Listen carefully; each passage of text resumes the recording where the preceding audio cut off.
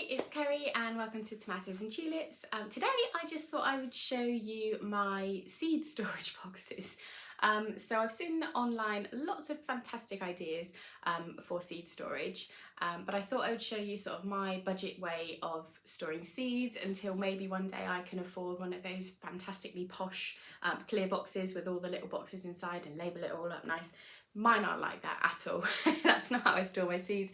I've been gardening now for, it's got to be about 10 years plus, but I still don't have a special system for seed storing. I shall show you mine. They're very messy and very dirty, but here we are.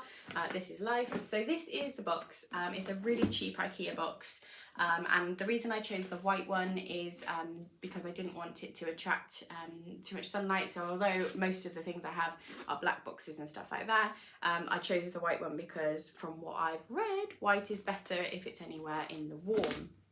And this is what it looks like on the inside. I have two. So I have this one here, which is for florals.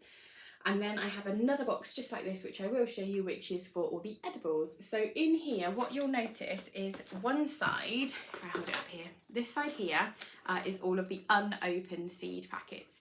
What I try to do is have the annuals at the front, perennials at the back. And most of these seed packets have either come free with magazines or are trial seed packets. See if I can find one like these, where they're only like 99p and they're trial sets. So I pick those up whenever I go to a garden centre and I just can't resist them. I'm terrible for buying seeds.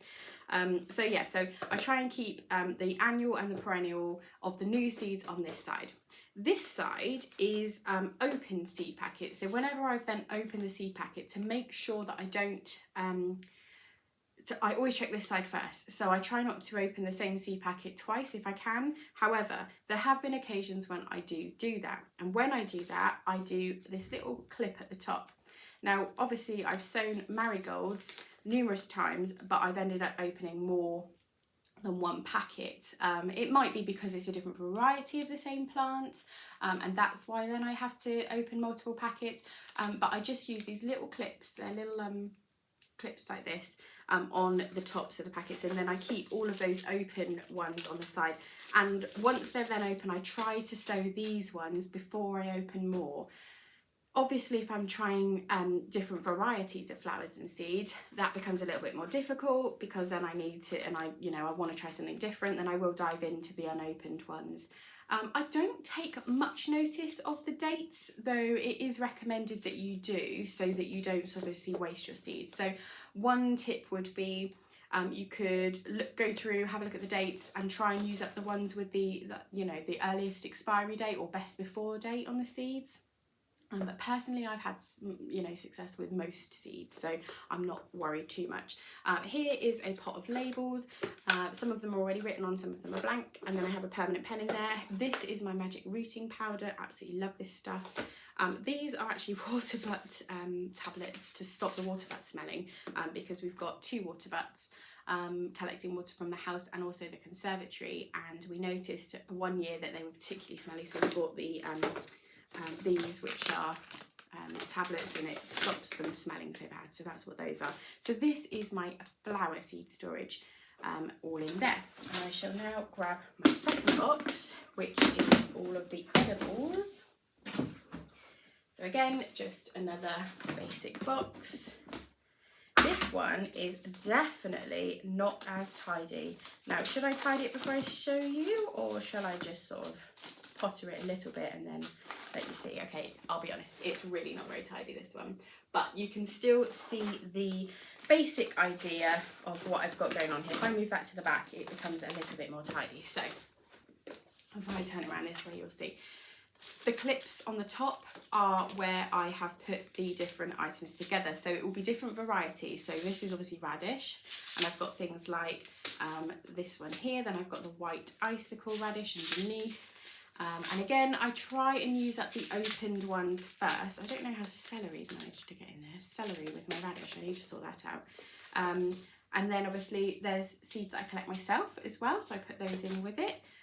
But each of the different ones are all pinned together. So leeks, that's all leek seeds I've either collected or I've picked up in garden centres or been gifted. And that's a lot of different lettuce varieties in there. Runner beans is what was at the back here that I've just, and most of those I always collect myself. That's why they're in sort of brown packaging and envelopes and things like that. Aubergine.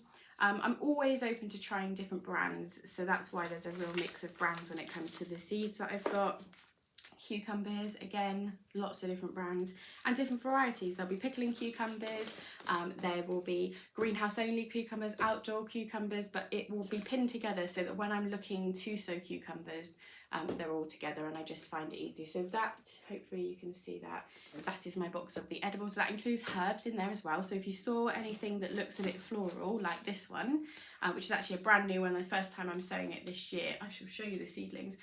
This is a herb called hyssop. I think I'm saying that right, hyssop tricolour.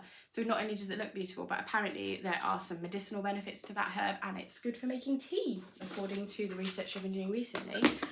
So it's my first time sowing that one, and this is, I think, about 2 or 3 days progress, and look, little seedlings. So I'm really impressed with that. That was a trial pack as well, so I always keep an eye out for those because it's usually about 99p for the trial packs. So yeah, that's my seed storage, and it's complete budget seed storage. You could just use garden pegs, to be honest. You don't need to use those little bulldog clips, but obviously being an art shop, I have access to those sorts of things at a really reasonable price. But you could look for miniature pegs, closed pegs, what else is there you could use? There's loads of different cheap sort of peg options that you could do just to peg them together and then keep them in boxes. I would recommend that if you're going to be keeping them anywhere where there might be direct sunlight, to have a coloured box so that it's not see-through, so that the light's going to get in, and obviously out of a damp area. You don't want them to get damp at any time. So yeah, I hope you've enjoyed having a little look at my budget seed storage idea. Thanks for watching, guys. If you want to follow along my journey, please do click the subscribe button, and comments and likes. It's all really helpful in growing this channel. And I'm going to use the channel really as a sort of a journey channel, so to follow my journey in gardening, to share all my ideas and tips and how I'm getting along with you guys. And it's just really an outlet for me. So all the support is much appreciated. Thanks very much, guys. Take care. Bye.